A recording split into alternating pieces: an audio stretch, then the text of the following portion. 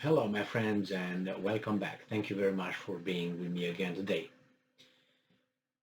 If you remember the four ancient Greek virtues, obviously there were four, but the main one was courage.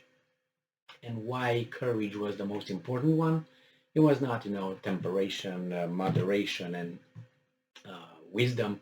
It was courage was listed first, because without courage you can't embark on any action.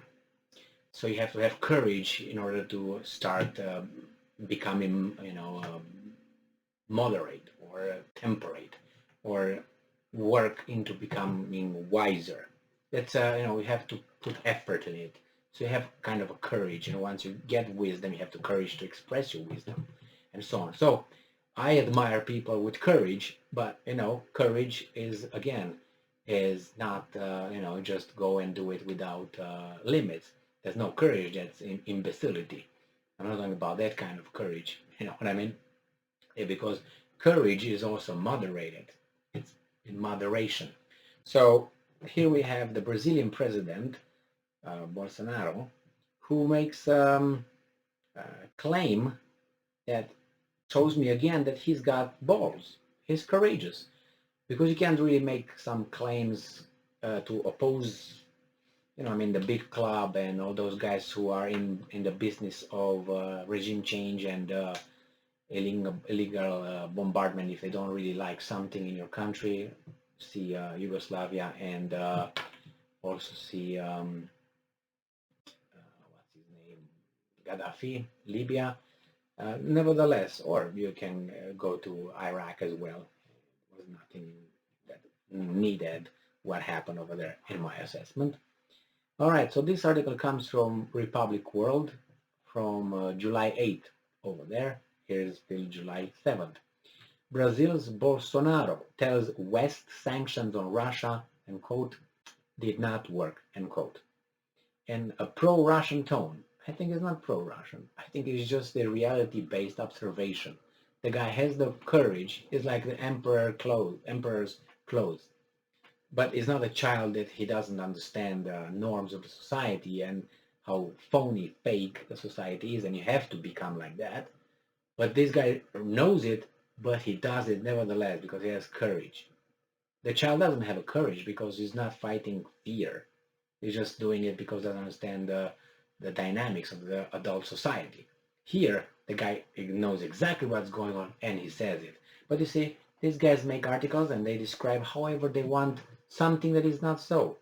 Is in a Russian, pro-Russian tone. I think it's pro-reason, normality, observation, however you want to call it, data-based, evidence-based tone. Brazilian President Jair Bolsonaro declared that the West barrage of sanctions against the Russian Federation did not work and have instead faltered.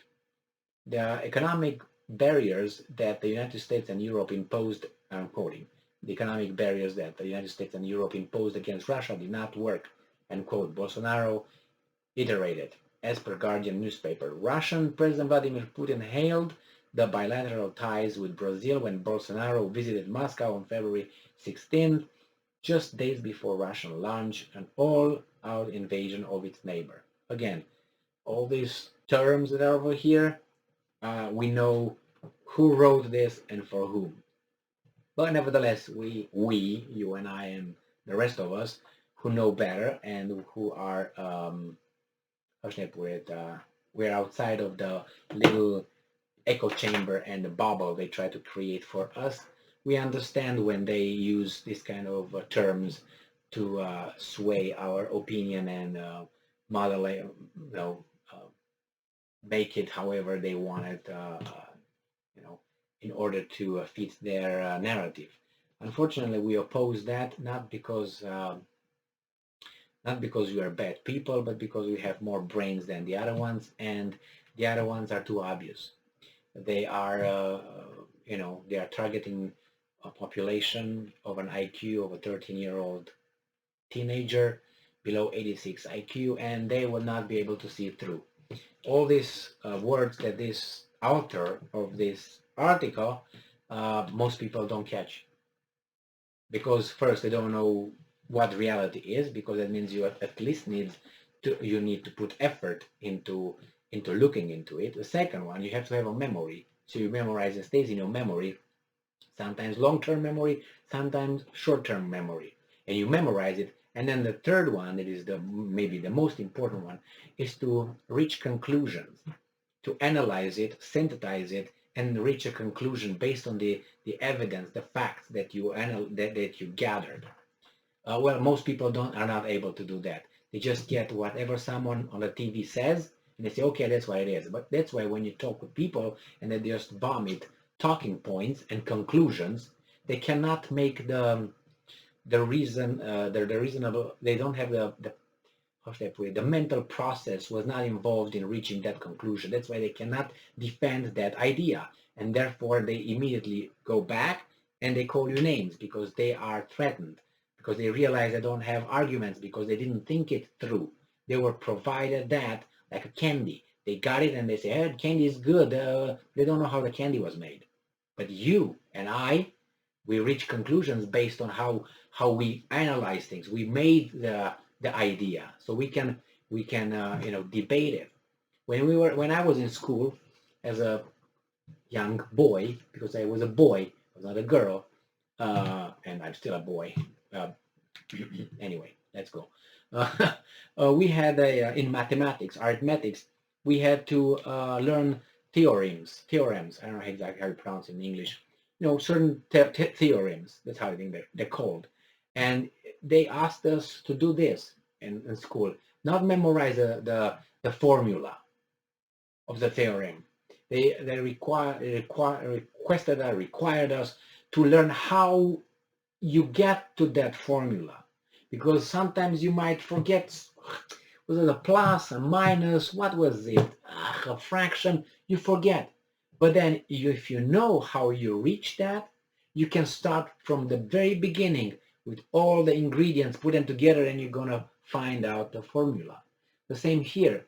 If you come with a conclusion to your own with facts and evidence that you gathered, and you put a mental process in it, and you reach it and you spit it out, then next time when someone asks you, oh yeah, that's BS what you say, it's not BS, because you created all this based on reason and logic.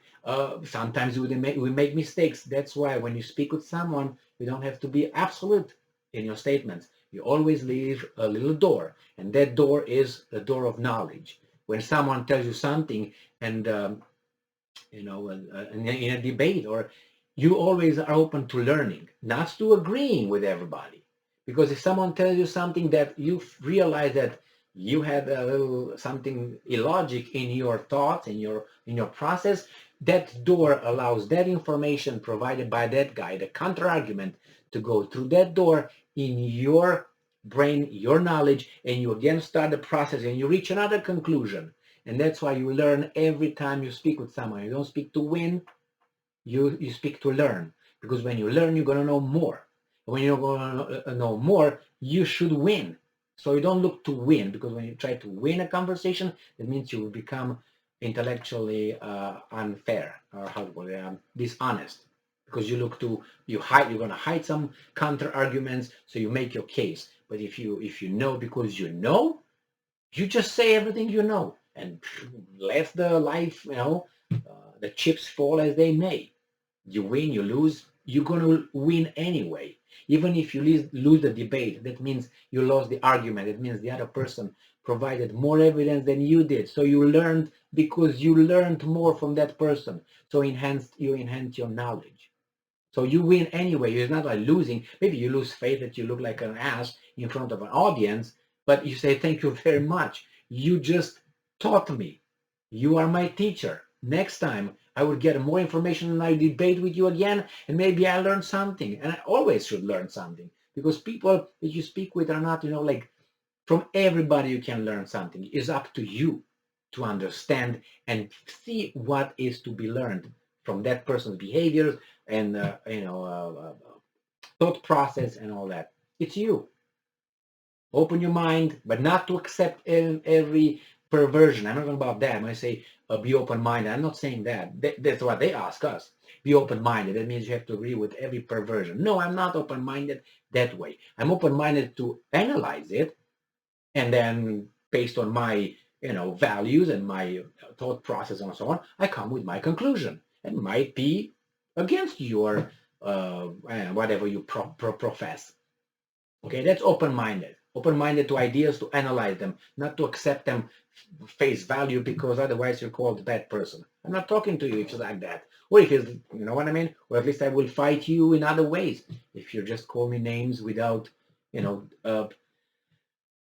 Western civilization way of debating.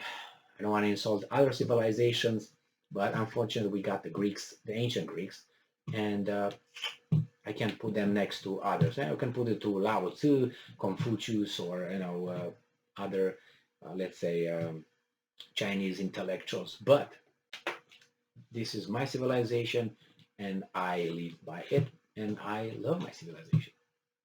Why am I supposed to hate it? I mean, thank you very much. And loving something doesn't imply automatically that you hate something else, right? If I love my wife, doesn't mean that I hate other women directly. So, oh, I love my wife. Or if I like this woman, it doesn't mean I hate the other woman, okay? But this is what we are taught to immediately. If you say I love this or I love that, immediately implies that you hate everything else, and then you call names. That again, kindergarten mentality. Thank you very much for being with me again today. Stay strong, stay smart, look for the truth, and be just.